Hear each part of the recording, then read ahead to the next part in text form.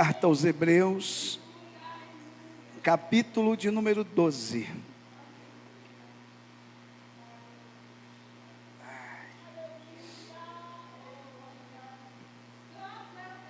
Capítulo de número 12 da Carta aos Hebreus, a partir do versículo de número 3, e nós estaremos lendo até o versículo de número 11. Prepara aí papel, caneta para anotar. Hebreus 12, do versículo 3 ao 11. Em tuas mãos, Senhor, eu me coloco agora. Fala comigo nessa hora em que meu coração anseia ouvir tua voz. Em tuas mãos, Senhor, eu me coloco agora. Fala comigo nessa hora em que meu coração anseia ouvir tua voz. Então vamos à palavra. Considerai, pois, aquele que suportou tais contradições dos pecadores contra si mesmo, para que não enfraqueçais, desfalecendo em vossos ânimos, vocês.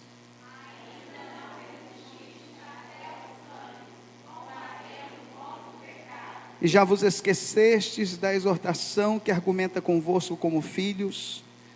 Filho meu, não desprezes a correção do Senhor, e não desmais quando por ele fores repreendido, porque o Senhor corrige o que ama, e açoita qualquer que recebe por filho. Se suportais a correção, Deus vos trata como filhos, porque que filho há a quem o pai não corrija? Mas se estáis sem disciplina, da qual todos são feitos participantes, sois então bastardos e não filhos. Além do que tivemos nossos pais, segundo a carne, para nos corrigirem, e nós os reverenciamos, não nos sujeitaremos muito mais ao Pai dos Espíritos para vivermos? Porque aqueles, na verdade, por um pouco de tempo nos corrigiam como bem lhes parecia, mas este, para nosso proveito, para sermos participantes da sua santidade. E na verdade, toda correção ao presente não parece ser de gozo, senão de tristeza, mas depois produz um fruto pacífico de justiça nos exercitados por ela. Pode se sentar, queridos. Obrigado, Tainá. A carta aos Hebreus, como eu já tenho dito, e nós estamos no penúltimo capítulo da carta aos Hebreus, ela é uma carta de encorajamento. A carta aos Hebreus, ela é diferente de qualquer outra carta da Bíblia, porque, na verdade, parece mais um sermão de um pastor, preocupado com o rebanho, e que foi registrado esse sermão. A carta aos Hebreus é uma carta, irmã Cláudia, de encorajamento aos crentes. E eu poderia até dar um título ao estudo de hoje, ao que vamos estudar hoje, e o título seria: não é tempo de desistir. Diga para alguém que está do seu lado assim: não é tempo de desistir. É exatamente isso que o autor aos Hebreus tem em mente, ao escrever essa carta, em especial o capítulo 12. Ele percebe que há, no meio do povo de Deus, um abatimento, um enfraquecimento, um desânimo. E como crentes em Jesus, nenhum de nós está imune a passar por momentos de abatimento, a passar por momentos de fraqueza, a passar por momentos de desânimo. Nenhum de nós.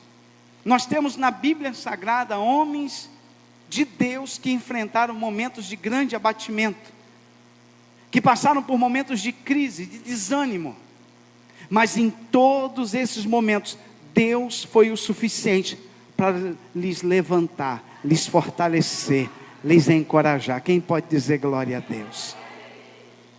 A carta aos Hebreus, no capítulo que nós lemos, ela quer tratar exatamente disso. É uma temática que gira em torno de um encorajamento.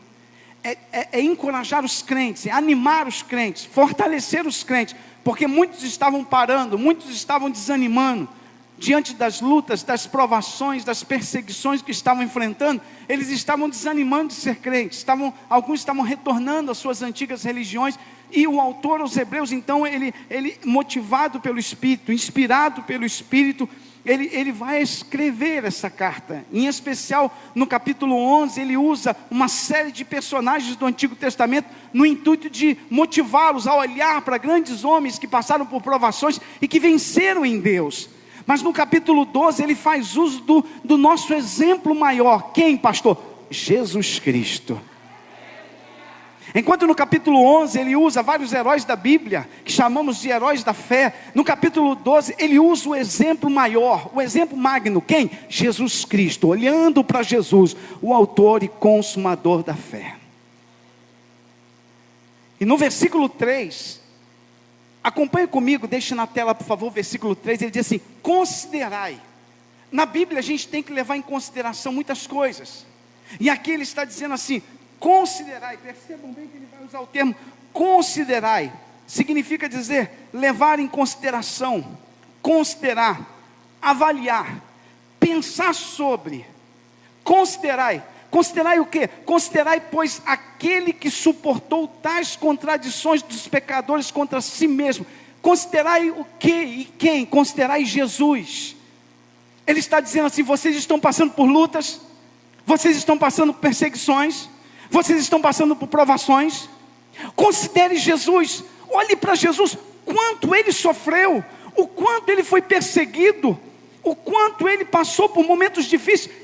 Considerai, pois, aquele que suportou tais contradições dos pecadores contra si mesmo, para que não enfraqueçais. Ou seja, o que vai me animar é que eu olho para a Bíblia e encontro na Bíblia Jesus também passando por perseguição. Eu encontro na Bíblia também Jesus passando por um momento de privação. Eu encontro na Bíblia Jesus também sendo tentado. Eu encontro na Bíblia Jesus também sendo ameaçado. Eu encontro na Bíblia também Jesus sendo traído. Eu encontro na Bíblia Jesus também sendo abandonado. Então quando eu passo por essas coisas, eu olho e vejo Jesus também passou. Por isso que ele disse: no mundo tereis aflições, mas tem de bom ânimo. Eu venci o mundo, ele disse na sua palavra. Então me motiva quando eu olho e vejo que eu não sou o único. E se Jesus, sendo filho de Deus, passou por isso, por traição, decepção, abandono, rejeição, perseguição, se Jesus passou, então eu não posso passar? Quem aqui é melhor do que Jesus? Nós temos visto um falso evangelho que tem tentado blindar os crentes das lutas, mas hoje nós vamos aprender que a luta faz parte da vida cristã. E que se nós queremos morar no céu, nós vamos para o céu debaixo de perseguição, debaixo de luta, debaixo de prova, debaixo de aflição. E estamos sujeitos a passar por decepções, aflições, estamos sujeitos a sermos perseguidos, estamos sujeitos a ser ameaçados, estamos sujeitos a serem xingados. Jesus passou por tanta coisa. Chamaram Jesus de demoniado, perseguiram Jesus, tentaram matar Jesus, tentaram apedrejá-lo, tentaram jogar ele de um precipício. Desde o início da sua vida foi sempre debaixo de muita perseguição. Quando criança, já bebê, Herodes já planejava a morte da criança. Quando ele volta para Nazaré, sua terra natal, e começa a pregar na sinagoga, eles vão ficar com raiva dele, vão levar até um espinhadeiro para jogar ele do espinhadeiro, mas ele vai conseguir sair com vida ileso. Quando ele chega em Jerusalém, que é a capital religiosa daquele tempo, onde o Messias deveria ser bem recebido, ele é cuspido, bateram nele, cuspiram nele, amaldiçoaram ele, prenderam ele, fizeram de tudo, deram até uma esponja com vinagre, que acredita-se que era usada para limpeza higiênica dos soldados, colocaram na boca de Jesus. Ele foi humilhado. Então quando nós passamos por luta, nós não podemos achar que nós somos o bebezinho de Deus, que nós somos a menina dos olhos de Deus. Sim, dessa forma sim, mas Deus não vai nos privar de certas lutas, porque as lutas nós vamos aprender que elas nos fazem crescer, que é necessário, faz parte do pacote da vida, a luta, a perda, o luto, a angústia, a dor, tudo isso que às vezes é ruim para nós, mas Deus faz com que essas coisas se tornem fortalecimento, experiência, maturidade.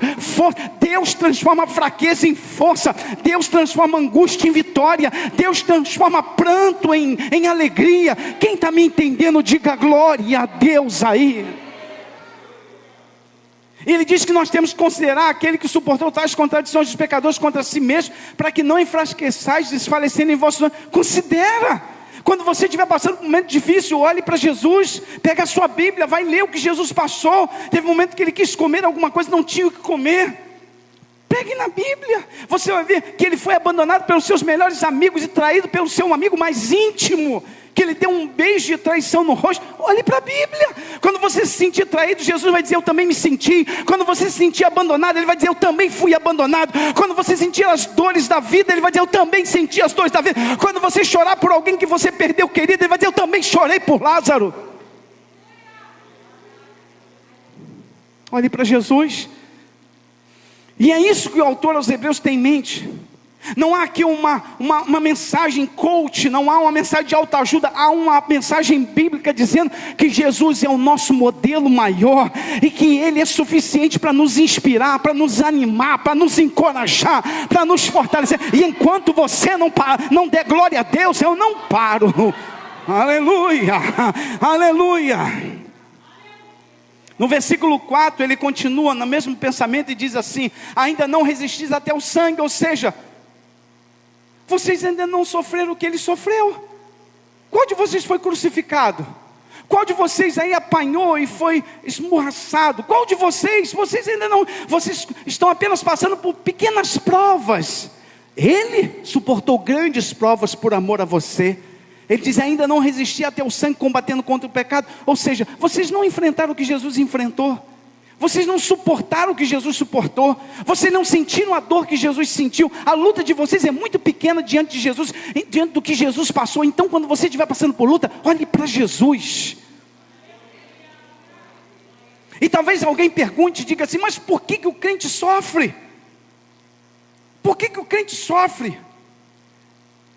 Certa feita eu passei em frente a uma igreja e tinha um grande banner enorme, gigante, dizendo: pare de sofrer. Eu fiquei imaginando que tipo de mensagem essa igreja deve entregar a este povo. Porque quando eu vou para a Bíblia não me dá nenhuma posição sobre isso. De que a partir do momento que eu sou crente eu deixo de sofrer. Quem foi que ensinou isso? De onde saiu essa mensagem? De que a partir do momento que nós somos crentes nós não sofremos mais. Não, isso não é verdade. O autor aos Hebreus vai deixar isso claro no versículo de número 5, acompanhe comigo. Ele diz assim no versículo de número 5: e já vos esqueceste da exortação que argumenta convosco como filhos. Olha só, deixa eu explicar isso para vocês. Ele está falando para um povo que conhece bem o Antigo Testamento. É um povo que é judeu, que se converteu ao cristianismo, e eles conhecem muito bem a Bíblia. Só que uma coisa é conhecer, outra coisa é guardar a palavra. Vou repetir: uma coisa é conhecer, outra coisa é viver a palavra, é guardar a palavra. Eles conheciam a palavra, mas por não viver a palavra, eles estavam passando por desânimo. E aí ele diz: e já vos esqueceste da exortação que argumenta convosco como filhos. Ele vai usar um texto de Provérbios para eles. Ele vai dizer: vocês não sabem o que Deus falou na sua palavra? E o que Deus falou está lá em Provérbios capítulo 3. Filho meu, não desprezes a correção do Senhor, e não desmaies quando por ele fores repreendido. Será que vocês esqueceram da palavra? Qual, pastor? A palavra que Deus permite o crente passar por aflição, a palavra que Deus usa das dificuldades para corrigir os crentes, que Deus usa das lutas para nos amadurecer, que Deus usa as provas para nos fazer crescer, que Deus usa as dificuldades para nos fazer galgar degraus maiores na sua presença. Tem alguém ouvindo o que eu estou pregando aqui nessa noite? Já vos esqueceste da palavra? Já vos esqueceste da exortação que argumenta convosco como filhos? Ele está usando provérbios. Então vocês esqueceram da palavra. Vocês esqueceram o que a palavra diz sobre vocês. Vocês são filhos. E quando a correção, a luta, a correção ali significa as aflições, as lutas, as provações, as dificuldades. Não despreze a correção. Não adianta amaldiçoá-la. Não adianta dizer eu rejeito essa luta. Não adianta, isso não vai ter eficácia nenhuma. A luta faz parte da vida do crente. E Deus usa a luta para nos fazer crescer, para nos amadurecer. Às vezes as lutas nos empurram para perto de Deus e nos afastam do pecado. Alguém está ouvindo o que eu estou pregando aqui nesta noite? Não adianta, tem coisas que não adianta fazer campanha, que não adianta que 12 dias para 12 meses de prosperidade, que isso não é eficaz, isso não é funcional. Vai para a Bíblia, a luta faz parte da vida do crente, e se nós não aprendemos a lidar com ela, nós não vamos galgar degraus maiores na presença de Deus. A luta faz parte, as decepções faz parte, as aflições fazem parte, o luto faz parte. E o autor aos Hebreus está dizendo: vocês já se esquecessem da exortação que argumenta convosco como filhos? Filho meu, não despreze a correção do Senhor. E não desmais, não desanimes quando por ele fores repreendido.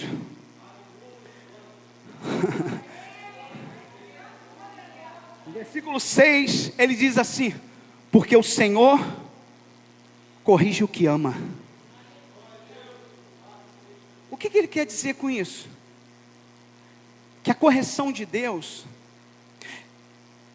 ele quer dizer que tudo que envolve a vida do crente está no controle de Deus. A partir do momento que eu entrego a minha vida a Deus, tudo está no seu controle. Nada foge do seu controle. E que Ele faz uso de momentos difíceis da vida para nos corrigir. Corrigir é um termo que significa pedagógico, instruir. Deus se utiliza das lutas da vida para nos instruir, para nos fazer crescer, para nos amadurecer. Corrige o que ama e açoita, permite as dores da vida a todos que são filhos. Se você é filho de Deus, se alguém disse para você que as lutas, provações é um sinal de que Deus não está contigo, a Bíblia vai na contramão e diz: na vida do crente a luta é um sinal de que Deus está comigo. Meu Deus do céu, eu não sei se você está entendendo, eu vou repetir. Se alguém disse para você que as lutas são um sinal de que Deus não está contigo, a Bíblia vai na contramão e diz: as lutas são um claro sinal de que Deus está conosco.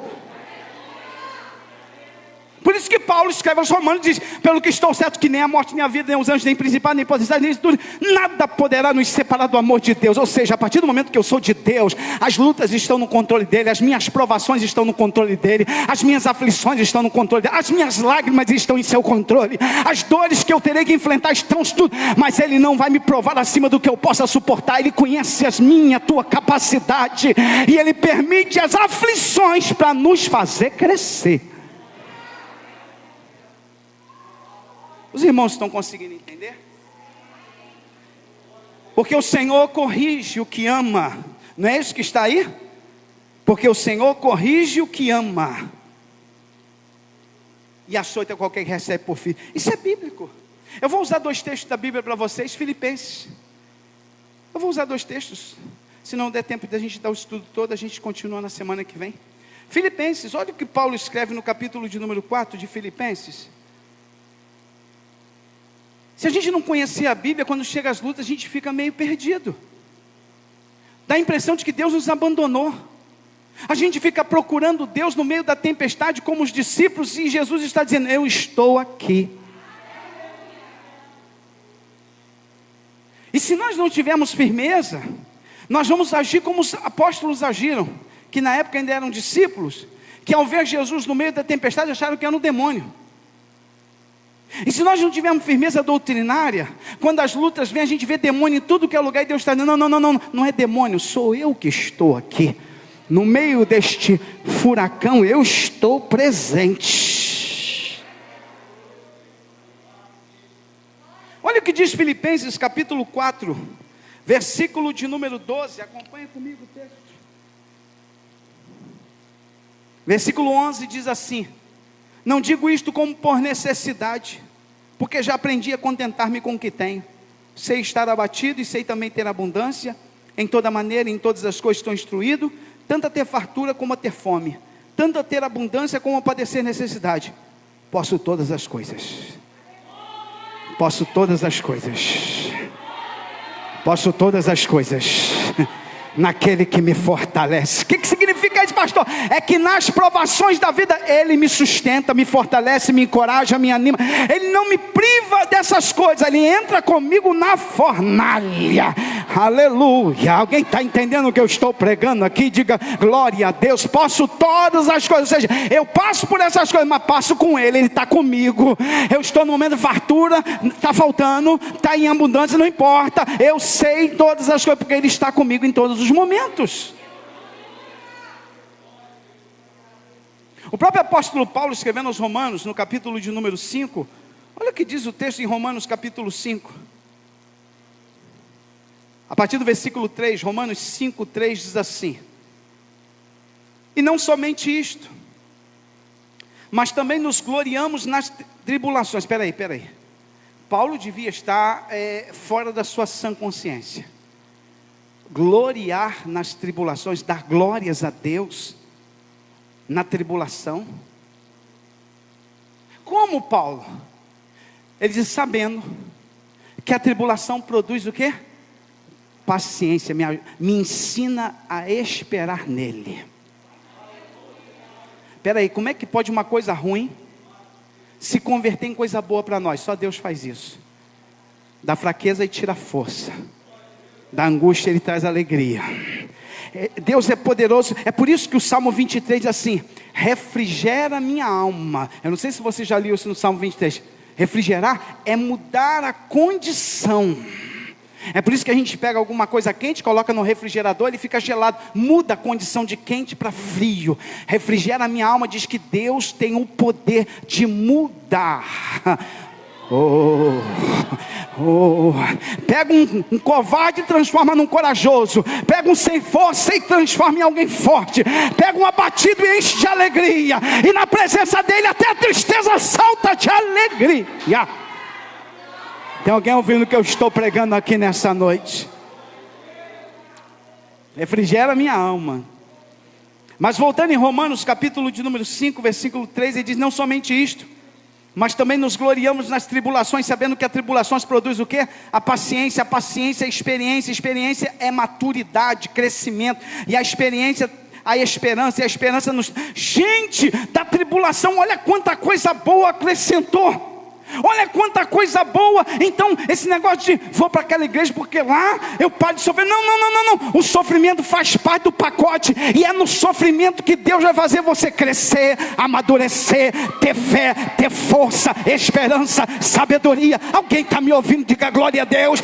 Este é o evangelho do reino. Não é se privar da aflição, mas é na aflição crescer, na aflição amadurecer, na aflição ter esperança. Este é o evangelho do reino.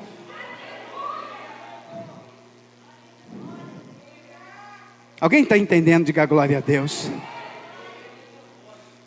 Voltemos lá em Hebreus capítulo 12. Ele diz assim, versículo 7: se suportais a correção, se aguentar firme, porque muitos estavam recuando, desanimando, parando. Se suportais, olha o condicional, se suportais a correção, Deus vos trata como filhos. Por que filho há a quem o pai não corrija? Pastor fulano de tal enfrentou a luta, desanimou, desviou, é porque nunca foi filho. Porque quem é filho suporta. Quem é filho, aguenta. Se suportais a correção, Deus vos trata como filhos. Por que filho há quem o pai não corrija? Aí que ele vai fazer uma aplicação cultural. Naquele tempo, assim como o tempo de hoje, quem tem filho, mesmo por mais que ame o seu filho, vai aplicar disciplina, vai corrigi-lo. Por que você corrige seus filhos? Por que você não passa a mão sempre na cabeça deles, mesmo eles fazendo coisas erradas? Quando eles estão errados, você chama a atenção, você corrige, porque você quer ver o bem deles. Você quer que eles sejam um cidadão de bem, uma pessoa honesta, íntegra, alguém que faça a diferença na sociedade perdida que a gente vive. É por isso que a gente corrige o nosso filho, é por isso que a gente corrige a nossa filha. Se precisar, puxa a orelha, coloca de castigo, priva de alguma coisa, é uma forma da gente penalizá-los, corrigi-los. Não é porque a gente tem prazer de fazer isso, é porque a gente ama. O amor que a gente sente pelos nossos filhos nos leva a corrigi-los, para que eles cresçam pessoas de bem. Ah, meu Deus, tem alguém já entendendo o que eu estou pregando aqui nesta noite? Essa correção não é para me matar, não é para te matar, não, é para você crescer, amadurecer, ser uma pessoa melhor, um crente melhor, um obreiro melhor, uma irmã melhor, um servo de Deus melhor. É isso, alguém está entendendo o que eu estou pregando aqui? Se suportar, então aguenta, aponte a mão para alguém e diga: aguenta firme, irmão, aguenta firme, desanima não. A luta está grande, pastor, sei, a prova está grande, a aflição é grande. Suporta, tu é filho, tu aguenta, porque o pai te ajuda, aleluia.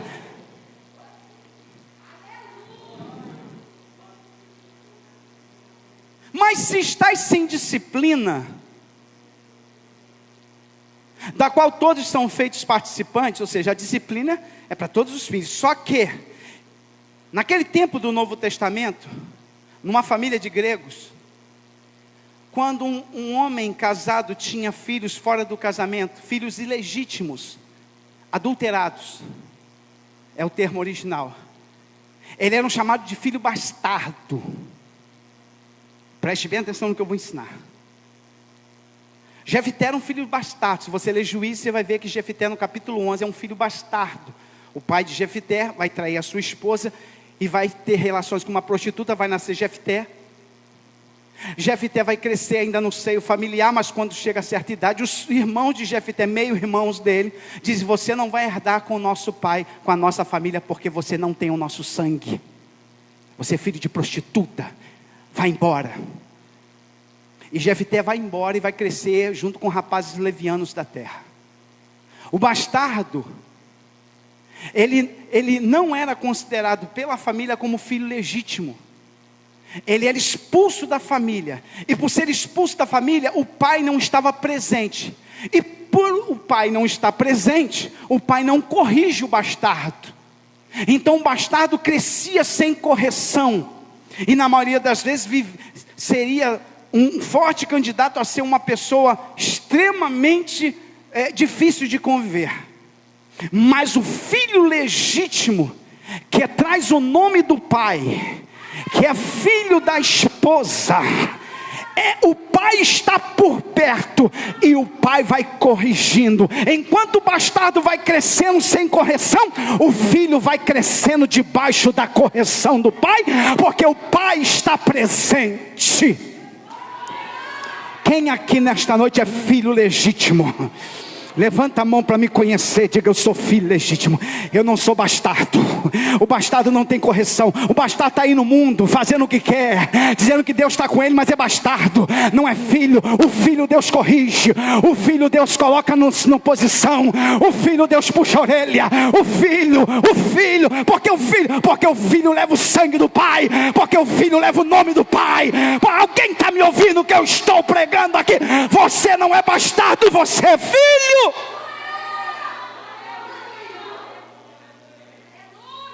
Eu quero viver uma vida sem correção, quero viver à vontade. Tu é bastardo, tu não é filho. O filho vai se sujeitar à correção do pai, vai o reverenciar, vai respeitar. Se estáis sem disciplina, do qual todos são feitos participantes, sois estão bastardos, e não filhos. E uma coisa para acrescentar: o bastardo não tinha direito à herança. Diga assim: eu tenho direito à herança. Oh, aleluia. Quem está me ouvindo, diga glória a Deus. Tem alguém me ouvindo aqui? Diga glória, glória, glória. Oh, aleluia.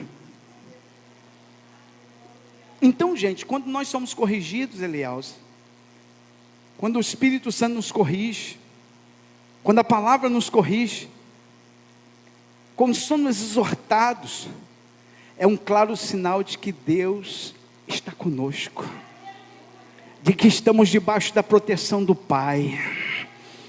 Quando enfrentamos as lutas da vida, é um claro sinal de que nós ainda somos filhos legítimos.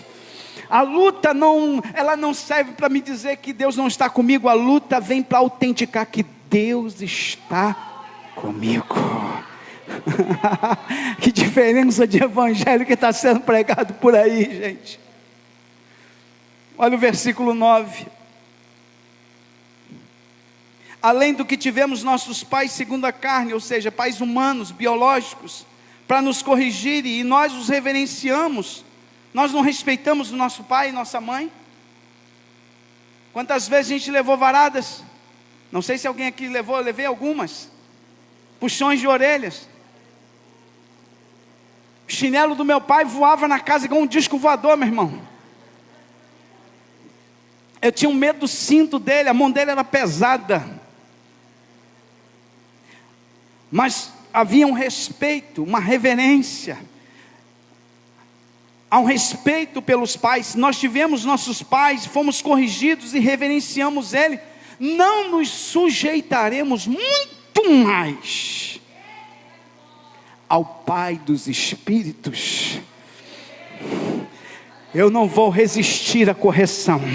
Eu não vou resistir ao puxão de orelha de Deus. Não. Pode me corrigir, Deus. Pode me chamar a atenção, Deus. Pode, Senhor, se for necessário para eu tomar uma posição, Senhor. Ah, Deus amado, eu te reverencio, eu te glorifico, até pelas lutas que enfrento, porque eu sei que em todas elas tu estás no controle.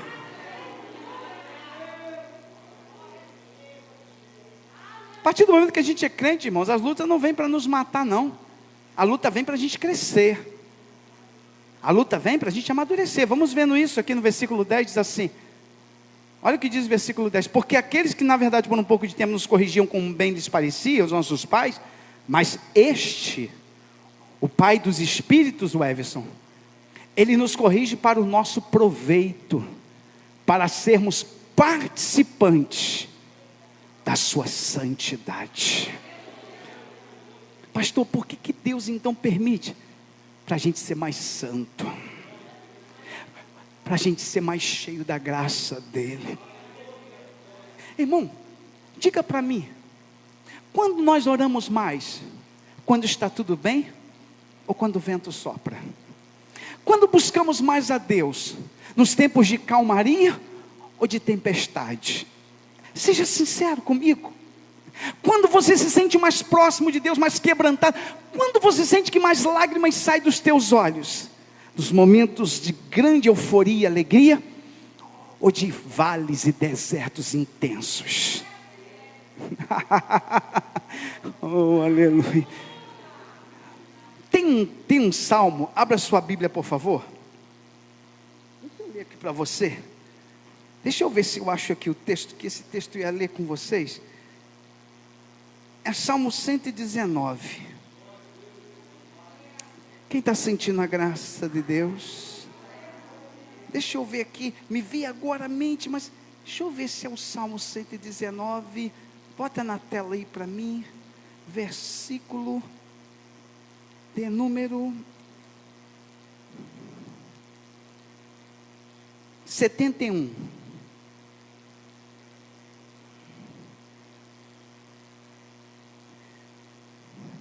Olha o que diz Salmo 119, versículo 71. Foi-me bom ter sido afligido, para que aprendesse os teus estatutos. Quem pode dizer glória a Deus? Então as lutas, elas são pedagógicas, gente. As aflições, elas vêm para nos amadurecer, para nos fazer crescer. A correção de Deus visa o nosso aperfeiçoamento, não vem para nos matar. Deus permite as lutas para a gente crescer, para a gente amadurecer, para a gente ser forte. Não é em vão que Jó, no capítulo 42, o que Jó diz no capítulo 42? Abra sua Bíblia em Jó, capítulo 42, versículo 5. Abre aí, por favor. Jó, capítulo 42. Olha o que Jó, depois de toda a provação, depois de toda a luta que ele passou, Jó 42, 5 diz assim: com o ouvir dos meus ouvidos ouvi, mas agora te veem os meus olhos. Espera aí, pastor, o que significa isso? Jó, quando você lê Jó era um homem reto, sincero, temente lá, e Jó era crente de verdade, fiel. Mas depois da prova que Jó passou, Jó disse assim: eu apenas ouvia falar do Senhor, mas depois de tudo isso que enfrentei, agora eu estou te vendo. Oh, aleluia. Eu conheço agora o Senhor de ver, não apenas de ouvir. Isso fala de experimentar Deus face a face. E Jó passou a ter conhecimento de Deus a partir de quê, pastor? Das lutas, provações, enfermidade, abandono, foi mal interpretado. Jó passou por uma série de problemas, até a esposa dele o amaldiçoou, em todos os sentidos. Jó enfrentou muito, mas Jó falou: sabe de uma coisa, tudo isso eu só cresci, eu amadureci, eu passei a conhecer Deus melhor. Alguém está ouvindo o que eu estou dizendo aqui? Diga glória a Deus aí. A gente finaliza em Hebreus 12, no versículo de número 11, diz assim: e na verdade, toda correção ao presente não parece ser de gozo. E é verdade. Quando a gente enfrenta a luta, a gente diz: aonde que eu errei? Aonde foi que eu errei? A gente começa a procurar algumas coisas para confessar. A tristeza bate o coração da gente, a gente fica com o semblante caído, porque no momento a correção, no momento presente, não parece ser de gozo, não dá, senão de tristeza. Mas depois, diga para alguém assim: mas depois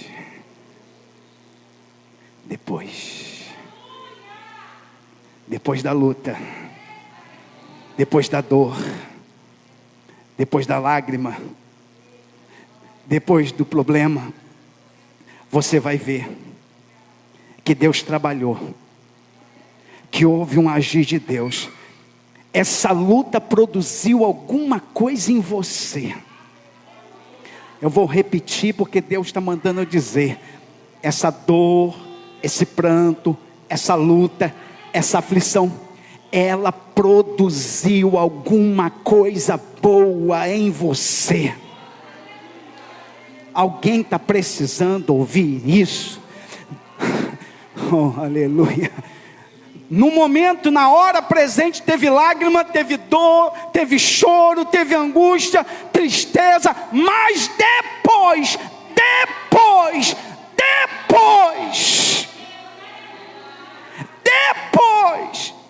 Deus é um Deus que trabalha no presente, no futuro e no passado. No dia que ele foi lavar os pés de Pedro, Pedro disse: não faça isso. Jesus disse para Pedro: o que eu estou fazendo agora, tu não pode entender, mas lá na frente, depois,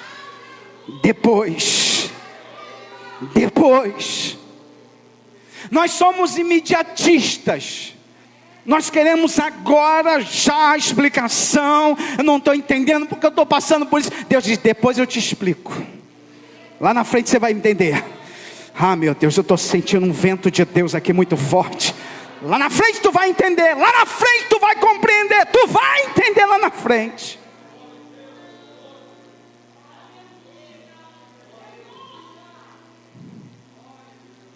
Toda correção não parece ser de gozo. Depois, Fernanda, produz um fruto pacífico, de justiça, nos exercitados por ela.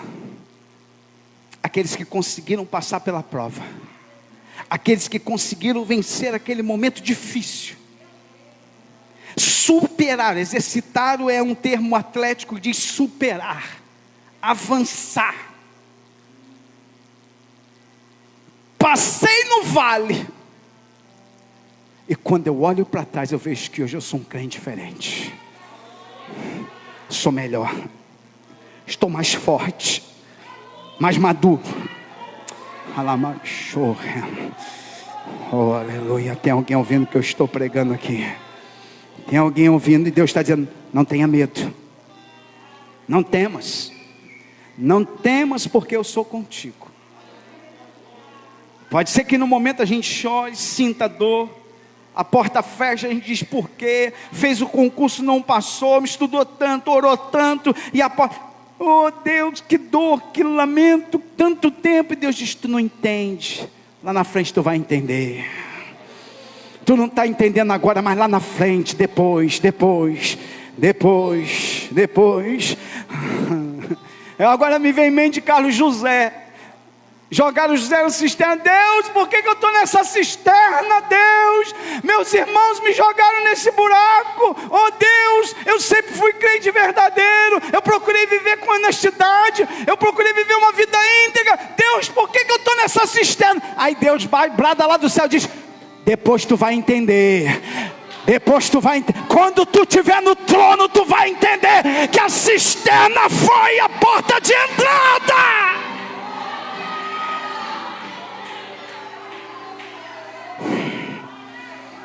Aponte a mão para alguém e diga, Deus é um Deus de depois. Deus é um Deus de depois. Depois tu vai entender, depois tu vai compreender. Tu pode não estar entendendo agora, mas depois tu vai entender.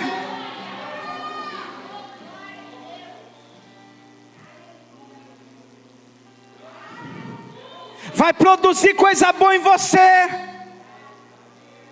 Produz um fruto pacífico. A luta, a dor, a angústia, as aflições da vida vão produzir coisa boa no crente. No ímpio produz morte, no crente produz vida. No ímpio produz desespero, no crente esperança. No ímpio produz aflição e no crente produz alegria.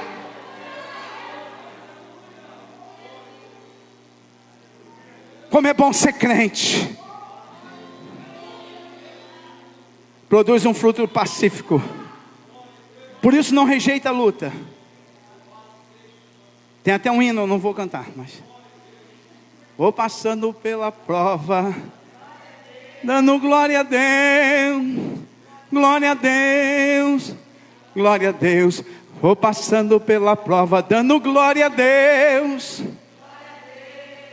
glória a Deus. Me ajuda aí, fica de pé.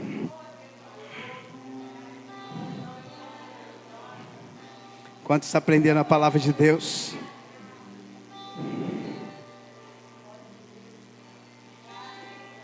Quantos aprenderam um pouco mais do Evangelho de Jesus Cristo aqui nessa noite? Eu posso sofrer, mas eu estou com Ele. Chorar, mas eu estou com Ele. Podem preparar uma cova de leões para nós, mas nós estamos com Ele. Pode acender a fornalha, mas nós estamos com Ele. Se jogar na cisterna, Ele está conosco. Aleluia. A luta não vem para nos matar, mas para nos fazer crescer. Wesley. Quando você enfrentar as lutas da vida, os problemas, procure em oração falar com Deus. Deus, eu tenho certeza que o que eu estou passando tem um objetivo, e vai produzir coisa boa na minha vida. Eu vou sair melhor desta luta, eu vou sair melhor dessa prova, eu vou sair melhor dessa aflição, eu vou sair melhor. E eu queria nesta noite, autorizado pelo Espírito de Deus, profetizar isso aqui. Há pessoas que estão nessa noite aqui. Você vai sair melhor. No meio desta prova que você está enfrentando, você vai sair melhor. Esta prova vai produzir efeitos positivos na tua vida. Pode ser que no momento presente vai tirar lágrimas dos teus olhos, angustiar teu coração, dar uma sensação de que Deus te abandonou, mas Deus está dizendo, vai produzir coisas boas. As lutas na vida dos meus filhos produzem coisas boas. Coisas boas. Coloque a mão no seu coração. Senhor, nesta noite, meu Deus, nós estamos aqui. É diante da tua palavra, nós aprendemos que as lutas, elas fazem parte. E nós não podemos parar. Não é tempo de desanimar, não é tempo de parar, Senhor. Que nós precisamos avançar em meio a essas lutas, em meio às aflições, às provações, às perdas, às lágrimas, no meio deste vendaval de problemas, Senhor.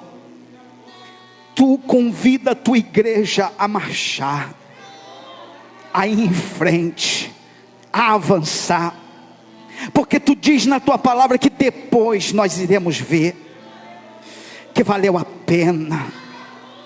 Alamancho, telemacho, renebiacho, que depois nós vamos ver que valeu a pena, que foi positivo, que produziu em nós coisa boa, que nos amadureceu, que nos fez crescer, que nos fez ser crentes mais piedosos, mais fervorosos, que nos empurrou mais para perto de ti a luta, que nos fez jejuar, orar, clamar com mais intensidade, nos fez valorizar mais a tua casa, Deus. Oh Deus, as lutas vão produzir coisas boas em nós, Senhor.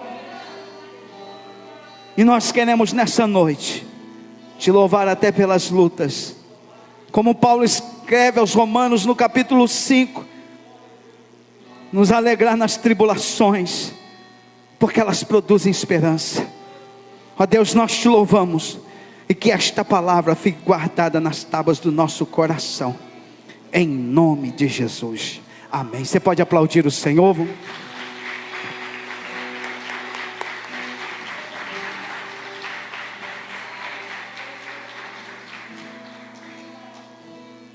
Fernanda, aproveita que o microfone está aqui. Você pode usar o mesmo microfone que o meu, que você está blindada. Ela vai agradecer a Deus por essa noite. Uma Fernanda. Amém.